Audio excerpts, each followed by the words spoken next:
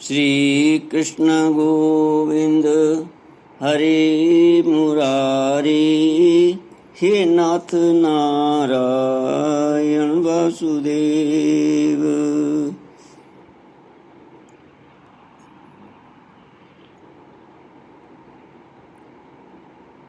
श्री कृष्ण गोविंद हरे मुरारी, हे नाथ नारायण वासुदेव।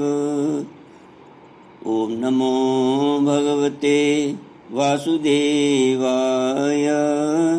ओम नमो भगवते वासुदेवाय। कृष्णाय वासुदेवाय हरये परमात्मने प्रणतक्लेशनाशाय गोविन्दाय नमो नमः। श्रीमद्भागवत अष्टम स्कंद अथ चतुर्विंशोऽध्यायः। राजोवाच भगवन् श्रोतुमिच्छामि हरेरद्भुतकर्मणः अवतार कथा माध्याम माया मत्स्य विडम्बनम। मदर्थ मदधात रूपम मात्स्यम लोकजुगुप्सितम तमा प्रकृति दुर्मर्षम कर्मग्रस्त इवेश्वरः।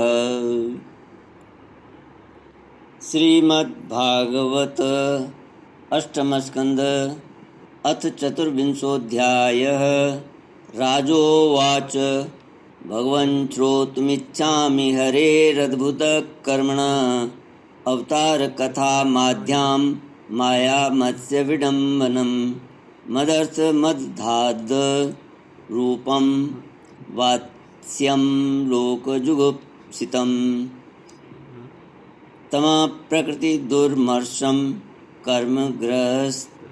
कर्मग्रस्त इवेश्वर।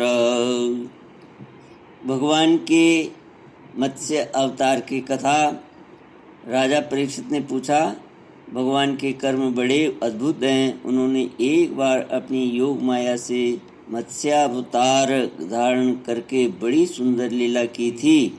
मैं उनके उसी आदि अवतार की कथा सुनाता हूँ।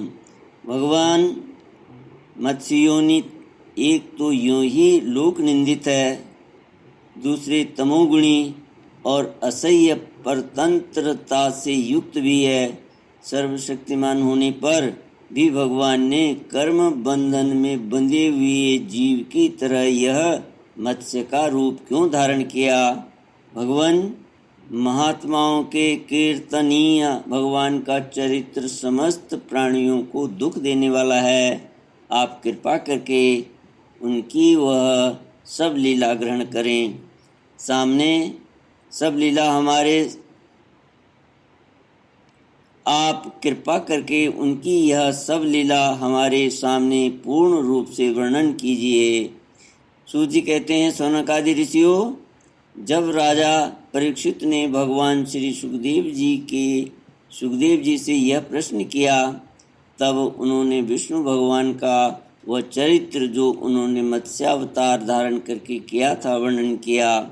श्री सुखदेव जी कहते हैं, परीक्षित, यूँ तो भगवान सबके एकमात्र प्रभु हैं, फिर भी वे गौ ब्राह्मण देवता साधु वेद धर्म और अर्थ की रक्षा के लिए शरीर धारण करते हैं। श्री कृष्ण गोविंद हरे मुरारे, हे नाथ नारायण वासुदेव। वे सर्वशक्तिमान प्रभु वायु की तरह नीचे ऊंचे छोटे बड़े सभी प्राणियों में अंतर्यामी रूप से लीला करते रहते हैं, परंतु उन प्राणियों के बुद्धिगत गुणों से वे छोटे बड़े या ऊंचे नीचे नहीं हो जाते, क्योंकि वे वास्तव में समस्त प्राकृत गुणों से रहित निर्गुण हैं।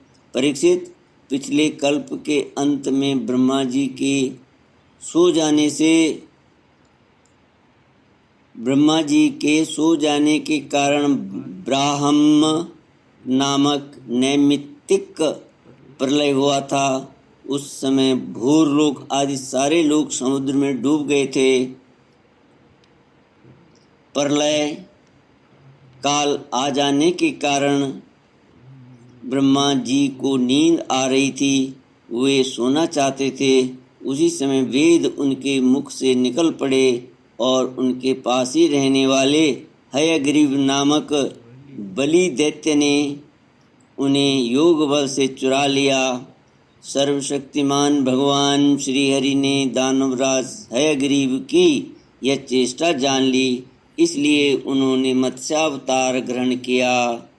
परीक्षित, उस समय सत्यव्रत नाम के एक बड़े उदार एवं भगवत परायण राजऋषि केवल जल पीकर तपस्या कर रहे थे।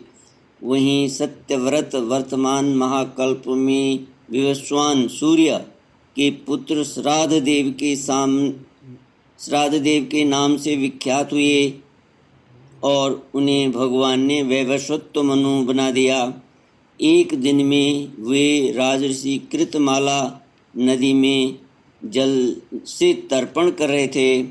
उसी समय उनकी अंजलि के जल में एक छोटी सी मछली आ गई।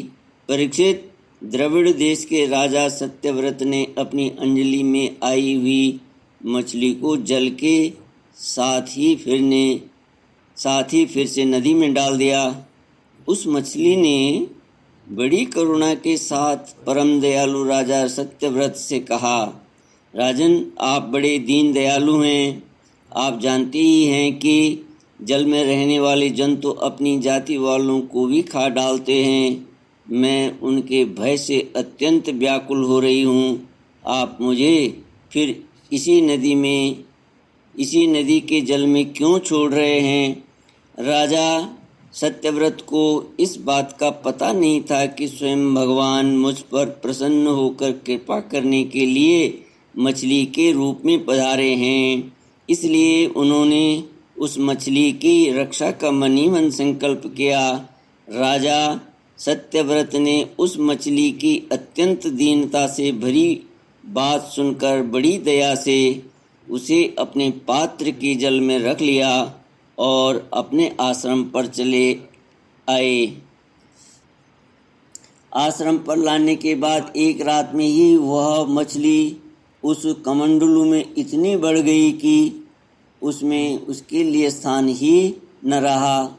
उस समय मछली ने राजा से कहा, अब तो इस कमंडलू में मैं कष्टपूर्वक भी नहीं रह सकती, अतः मेरे लिए कोई बड़ा सा स्थान नियत कर दें जहाँ मैं सुखपूर्वक रह सकूं।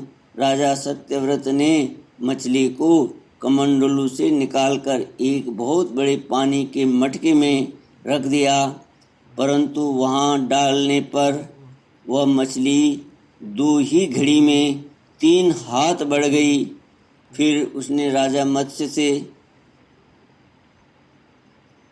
उसने राजा सत्यव्रत से कहा, राजन, अब यह मटका भी मेरे लिए पर्याप्त नहीं है, इसमें मैं सुखपूर्वक नहीं रह सकती। मैं तुम्हारी शरण में हूँ, इसलिए मेरे रहने योग्य कोई बड़ा सा स्थान मुझे दो।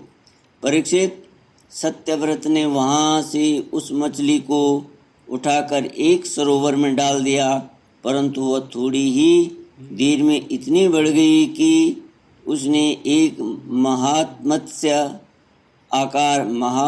का आकार धारण कर उस सरोवर के जल को घेर लिया और कहा, राजन, मैं जलचर प्राणी हूँ, इस सरोवर का जल भी मेरे सुखपूर्वक रहने के लिए पर्याप्त नहीं है, इसलिए आप मेरी रक्षा कीजिए और मुझे किसी अगाध सरोवर में रख दीजिए।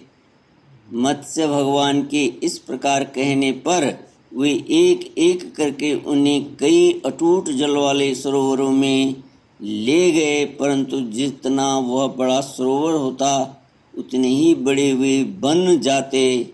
अंत में उन्होंने उन लीला मत्स्य को समुद्र में छोड़ दिया।